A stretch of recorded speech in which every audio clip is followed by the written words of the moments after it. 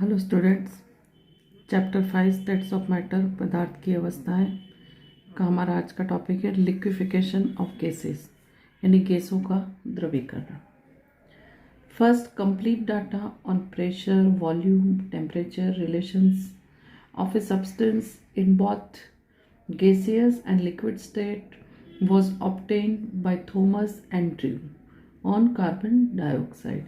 यानी सबसे पहले दाब, आयतन और ताप के संबंध को दर्शाने हुए गैस और द्रव दोनों अवस्थाओं में थॉमस एंड्रयू ने कार्बन डाइऑक्साइड के लिए आंकड़े प्राप्त किए थे।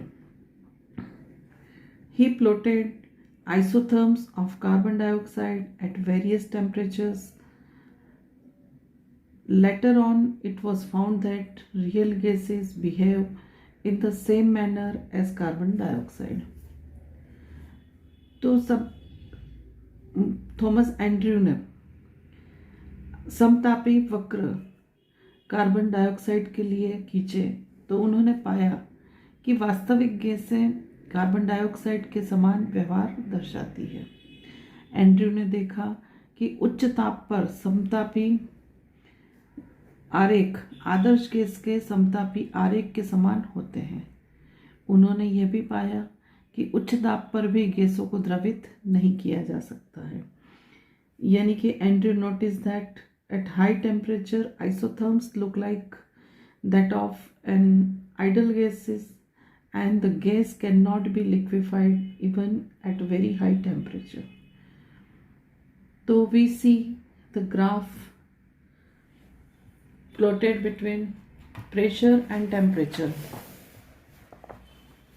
like this type of graph. In this graph, 30.98 degrees centigrade at 73 atmospheric pressure के ऊपर देखते हैं हम, तो यहाँ 30.98 डिग्री सेंटीग्रेड टेम्परेचर के लिए और ये 73 प्रेशर के ऊपर ये जो पॉइंट मिला है हमको, इस पॉइंट के बारे में हम कहते हैं कि इसके पूर्व कार्बन डाइऑक्साइड क्या होती है, गैस द्रव अवस्था में, कार्बन डाइऑक्साइड गैस द्रव अवस्था में रहती है। ये बिंदु हम देख रहे हैं यहाँ पे ई बिंदु। इस बिंदु पे आने से पूर्व यहाँ तक क्या होती है, CO2 गैस किस अवस्था में होती है, द्रव अवस्था में होती है। 73 वायुमंडलीय दाब पर कार्बन डाइऑक्साइड पहली बार द्रव अवस्था में प्रकट हुई। तो इस बिंदु के ऊपर 73 एटमॉस्फेरिक प्रेशर दाब के ऊपर कार्बन डाइऑक्साइड CO2 सबसे पहले द्रव अवस्था में पाई गई। तो ये जो हमारा ताप है 30.98 डिग्री सेंटीग्रेड ताप, इसको हम कार्बन डाइऑक्साइड का क्रांतिक ताप यानी क्या बोलते हैं, क्रिटिकल टेम्परेचर, जिसको हम किससे दर्शाते हैं, क्रिटिकल टेम्परेचर को हम TC से दर्शाते हैं। तो क्रिटिकल टेम्परेचर TC इसको कहते हैं 30.98 डिग्री सेंटीग्रेड को। तो यह वह अधिकतम ताप है जिस पर द्रव कार्बन डाइऑक्साइड प्राप्त होती है तथा अधिक ताप पर यह गैस होती है। इससे अधिक ताप के ऊपर हम जाए 30.98 के बाद, तो फिर ये किस अवस्था में होने लगती है, गैस अवस्था में पाई जाती है। तो इस तरह का जो ये ताप है इसको हम क्या बोलते हैं, क्रिटिकल टेम्परेचर। और इस ताप के ऊपर जो आयतन होता है उसको हम क्या बोलेंगे, critical volume. And pressure is also known as VP, या तो इसको हम क्या बोलेंगे, PC बोलेंगे। क्रिटिकल प्रेशर इसको हम क्या बोलेंगे, क्रिटिकल VC को हम क्या बोलेंगे, critical volume. And temperature is critical temperature. तो क्रांतिक ताप, क्रांतिक दाब और क्रांतिक आयतन को क्रांतिक स्थिरांक भी कहते हैं। तो यहाँ पर तो first time Andrew obtain that at the 30.98 degree centigrade temperature is called critical temperature of carbon dioxide, and this is the highest temperature at which liquid carbon dioxide is observed, and above this temperature it is gas. The volume of 1 mole of gas at critical temperature is called critical volume and pressure at that temperature is called critical pressure। तो ये clear हो गया है हमारा यहाँ पर। चलिए हम आगे बढ़ते हैं।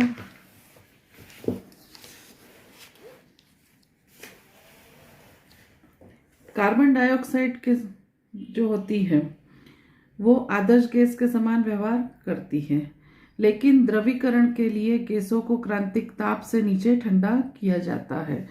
तो गैसों को हमेशा किसके ऊपर ठंडा किया जाता है? उसका जो क्रिटिकल टेम्परेचर होता है उससे नीचे उसको ठंडा किया जाता है। तो इस तरह से हमने इसका क्रिटिकल टेम्परेचर क्या है ये समझ लिया है हमने। चलिए इसके बाद में हम देखते हैं द्रव अवस्था यानी लिक्विफिकेशन ऑफ गैसेस क्या होता है, ये हम इस ग्राफ के ऊपर से अच्छे से समझ पाए हैं। अब हम इसमें एक चीज और देख लेते हैं कि जो हमें गुम्बदनुमा जो कर्व प्राप्त होता है वो गुम्बदनुमा आकृति में कार्बन डाइऑक्साइड की द्रव तथा गैसीय अवस्था साम्य अवस्था में होती है। जहां पे हमें गुम्बदनुमा कर्व मिला था ग्राफ में, देखिए फिर से इस ग्राफ में जो एक कर्व मिला है, इस पॉइंट के ऊपर द्रव और गैस दोनों अवस्थाएं साम्य अवस्था में होती है। तो ये चीज समझ में आ गई है। अब हमारा दूसरा टॉपिक है लिक्विड स्टेट।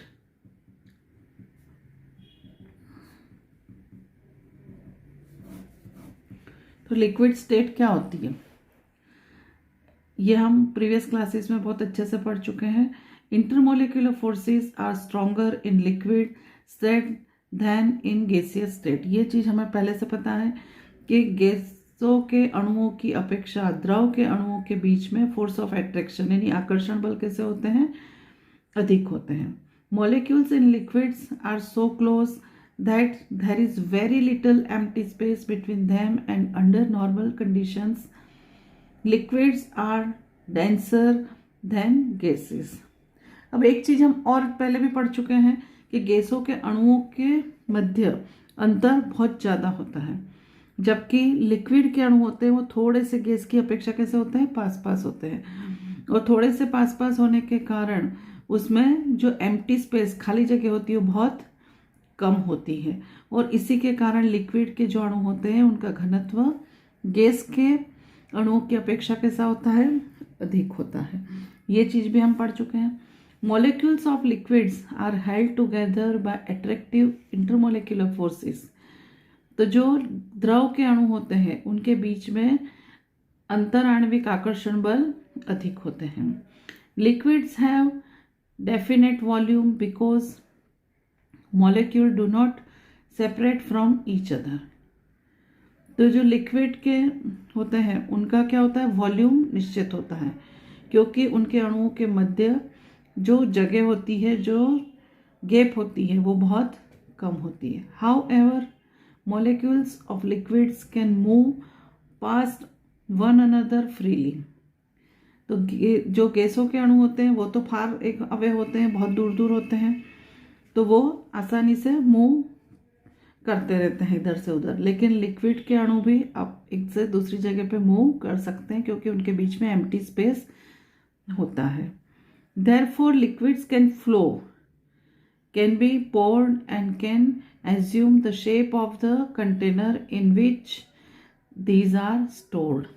तो हमें एक चीज पता है कि हम द्रव को जिस पात्र में भरते हैं, जिस शेप के पात्र में भरते हैं, वो शेप वो गेन कर लेता है। या तो द्रव बहता है या हम उसको डाल सकते हैं। तो ऐसी स्थितियां क्यों आती हैं? क्योंकि द्रव के अणुओं के बीच में कुछ गैप होती है, कुछ खाली जगह होती है। उसके कारण वो क्या होता है? उसका आकार जिस पात्र में भरते हैं वो आकार वो प्राप्त कर लेता है। In the following sections we will look into some of the physical properties of the liquids such as vapor pressure, surface tension and viscosity। तो अब लिक्विड स्टेट क्या है ये हमें पता चल गया। इसकी फिजिकल प्रॉपर्टीज की बात करें हम तो सबसे पहले इसमें आता है vapour pressure. Vapour pressure, then surface tension. And third one is viscosity, यानी वाष्प दाब। हिंदी में कहें तो इसको हम क्या कहेंगे, वाष्प दाब। सरफेस टेंशन, सरफेस टेंशन को हम कहेंगे पृष्ठ तनाव, और इसको कहेंगे हम शानता।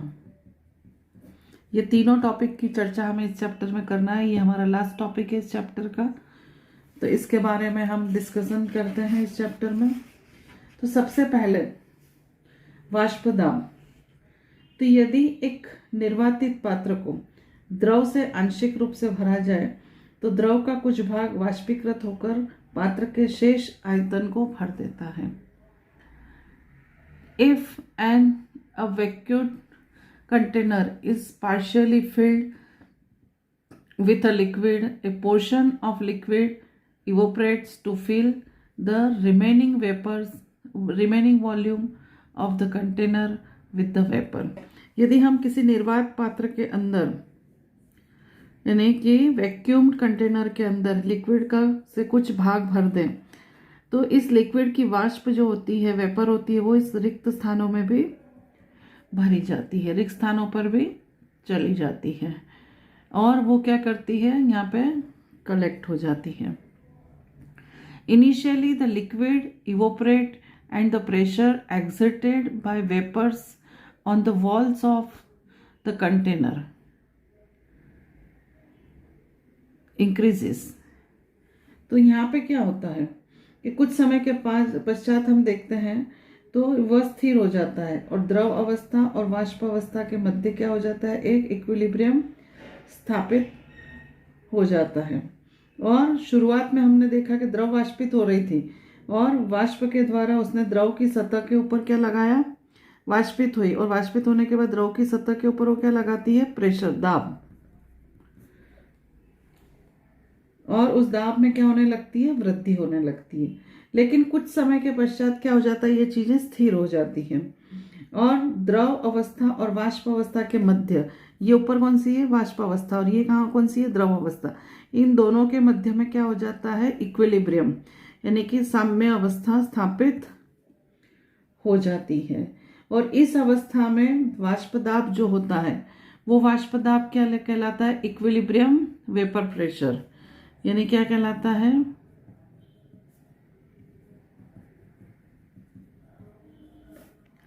इक्विलिब्रियम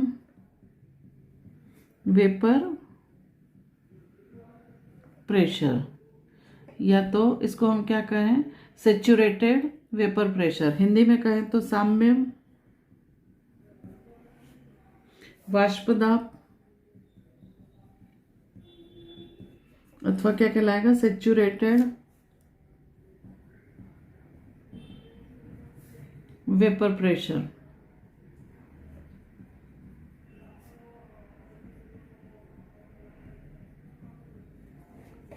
यानी कि संतृप्त वाष्प दाब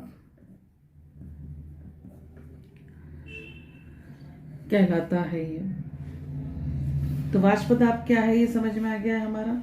अब एक चीज और हम देखते हैं कि कुछ सामान्य द्रवों के लिए वाष्प दाब एक वायुमंडलीय दाब पर क्वथनांक को हम क्या कहते हैं, सामान्य क्वथनांक। तो क्वथनांक क्या चीज है वो हम समझने की पहले कोशिश करते हैं कि जब द्रव को खुले पात्र में गर्म किया जाता है तो वो अपनी सतह से क्या हो जाता है, वाष्पीकृत हो जाता है, और जब द्रव का वाष्प दाब बाह्य वाष्प दाब के समान हो जाता है तब पूरे द्रव का वाष्पीकरण होने लगता है तथा वाष्प अपने परिवेश में मुक्त रूप से प्रसारित होती है। और संपूर्ण द्रव के मुक्त वाष्पीकरण की स्थिति को हम क्या कहते हैं, उबलना। यानी कुल मिला के ये हो गया कि जिस ताप के ऊपर द्रव उबलने लगता है उस समय क्या होता है, इसका जो वाष्प दाब होता है वो वातावरण के बाहर का जो वातावरण है उसके वाष्प दाब के समान हो जाता है। और जब ये वाष्प दाब वातावरण के वाष्प दाब के समान हो जाता है तब द्रव क्या होने लगता है, बॉईल होने लगता है, यानी कि उबलने लगता है। और जिस ताप पर द्रव उबलता है उसे हम क्या कहते हैं, क्वथनांक कहते हैं, ये हमें पता है। जब किसी द्रव का एक वायुमंडलीय दाब पर क्वथनांक को हम क्या कहते हैं, सामान्य क्वथनांक। एक एटमॉस्फेरिक प्रेशर के ऊपर जब क्वथनांक होता है, यानी कि द्रव उबलने लगता है, उसे हम क्या कहते हैं? सामान्य क्वथनांक, यानी कि नॉर्मल बॉइलिंग पॉइंट।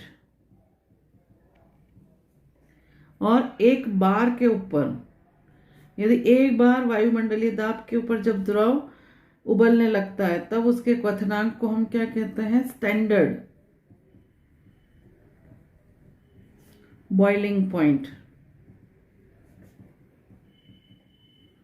यानी मानक क्वथनांक कहते हैं इसको। तो सामान्य क्वथनांक यानी एक वायुमंडलीय दाब के ऊपर जब द्रव उबलता है, उस द्रव को, उस क्वथनांक को हम क्या कहते हैं? सामान्य क्वथनांक। और एक बार दाब के ऊपर जो क्वथनांक होता है, उसको हम क्या कहते हैं? मानक क्वथनांक कहते हैं। चलिए, इसके बाद हमारा टॉपिक है, ये हो गया वाष्पीकरण। अब हमारा आया पृष्ठ तनाव। पृष्ठ तनाव यानी सरफेस टेंशन। तो कई चीजें हमें प्रैक्टिकली देखते हैं हमारे आसपास में, कि द्रव पात्र का आकार ग्रहण कर लेते हैं। इसके अलावा जब कोई मर्क्यूरी यानी कि पारा जमीन पर फैल जाता है, तो उसकी बूंदें कैसी होती है? गोलाकार होती है। नदी के तल में जो मिट्टी होती है, उसके कण पृथक पृथक होते हैं, और बाहर निकालते हैं तो साथ में चिपक जाते हैं। किसी केशिका नली को द्रव की तल में रखा जाए तो द्रव ऊपर चढ़ने लगता है। तो ये सब घटनाएं हम हमारे आसपास कई बार देखते हैं। तो ये घटनाएं क्यों होती है? इन घटनाओं के पीछे ऐसी कौन सी प्रॉपर्टी है, ऐसा कौन सा विशेष गुण होता है कि जिसके कारण ये घटनाएं घटित होती है? तो ये घटनाएं जो घटित होती है वो पृष्ठ तनाव के कारण, सरफेस टेंशन के कारण होती है। तो हम एक चीज और देखते हैं कि निकटवर्ती जो अणु होते हैं, उसके प्रभाव में द्रव के अणु क्या करते हैं? गमन करते हैं। जैसे कि द्रव के एक पुंज में एक अणु सभी दिशाओं में समान आकर्षण बल से का अनुभव करता है। जैसे कि मैंने एक पात्र में द्रव लिया है, तो द्रव का जो सेंटर में अणु है, वो क्या करता है? उसके आसपास जो इस तरह के अणु रहते हैं, उनके द्वारा क्या होता है? समान आकर्षण बल से आकर्षित होता रहता है। तो वो द्रव का अणु वहीं स्थिर रहता है, उसके ऊपर लगाए गए बल का प्रभाव, आकर्षण बल का प्रभाव क्या हो जाता है? शून्य हो जाता है। लेकिन द्रव की सतह पर जो अणु होते हैं, वो अणु क्या करते हैं? वो अणु उनके पीछे वाले अणुओं के द्वारा क्या हो जाते हैं? आकर्षित हो जाते हैं। तो जो आकर्षण बल के कारण क्या करते हैं? वो एक प्रकार का खिंचाव महसूस करते हैं, और द्रव अपनी सतह को न्यूनतम करने का प्रयास करता है। ऐसी कंडीशन में क्या होता है कि द्रव अपने वॉल्यूम को मिनिमाइज करने की कोशिश करता है। तो liquid tends to minimise their surface area and the molecules on the surface experiences a net downward forces and have more energy than the molecules in the bulk. तो जब वो अधिक संख्या में होते हैं इस तरह के अणु, तो वे क्या करते हैं? एक प्रकार का इस सतह के ऊपर टेंशन यानी कि खिंचाव महसूस करते हैं, which do not experience any net forces. Therefore, liquids at their surface, if surface liquids tends to have minimum number of molecules of their surface, यानी कम अणुओं का अनुभव करते हैं। If surface of the liquid is increased by pulling a molecule from the bulk, attractive forces will have to be overcome। तो इस तरह से जब पीछे के अणु अधिक अणुओं के द्वारा वो क्या करते हैं? आकर्षण बल का अनुभव करते हैं। This will require expenditure of energy. तो इस प्रकार में एनर्जी की रिक्वायरमेंट होती है। And the energy required to increase the surface area of the liquid by 1 unit is defined as surface energy। तो ये खिंचाव महसूस करती है, और इस खिंचाव को कम करने के लिए यानी सतह को एक्सपांड करने के लिए, विस्तृत करने के लिए जो एनर्जी की आवश्यकता होती है, उस एनर्जी को हम क्या कहते हैं? सतह एनर्जी यानी कि सतह ऊर्जा कहते हैं। तो ये चीज़ हमें समझ में आई है। तो इस तरह की जो एनर्जी होती है, its dimensions are joule per metre square. Joule per metre square कैसे लिखेंगे? इस तरह से। Surface tension is defined as the force acting per unit length perpendicular to the line drawn on the surface of liquid. तो surface tension को हम परिभाषित कैसे कर सकते हैं? परिभाषा इसकी क्या हो जाएगी कि किसी द्रव की सतह में एकांक वृद्धि के लिए जो आवश्यक ऊर्जा होती है उसको हम क्या कहते हैं? पृष्ठीय ऊर्जा कहते हैं, और जिसका इकाई होती है जूल पर मीटर स्क्वायर। और सतह पर खींची गई एक रेखा की एकांक लंबाई पर लगने वाला लंबवत बल को पृष्ठ तनाव कहते हैं, और इसे ग्रीक शब्द गामा द्वारा प्रस्तुत किया जाता है, और इसकी इकाई होती है किलोग्राम पर सेकंड स्क्वायर, या एसआई में इसकी बात करें, एसआई यूनिट जो होता है इसका, वो एसआई यूनिट होता है न्यूटन पर मीटर। ये आपको एग्जाम में पूछा जाता है कि पृष्ठ तनाव या सरफेस टेंशन की इकाई यानी यूनिट्स लिखिए। तो यूनिट होती है न्यूटन पर मीटर, न्यूटन पर मीटर। और किसी भी द्रव का निम्नतम ऊर्जा स्तर तब होता है जब उसका पृष्ठ क्षेत्रफल निम्नतम हो। तो आपने देखा होगा कि कोई भी क्षेत्रफल, आप एरिया टॉपिक पढ़े हैं मैथ्स में, तो कौन से शेप में एरिया सबसे कम होता है? तो सबसे कम एरिया जो होता है वो गोलाकार में होता है।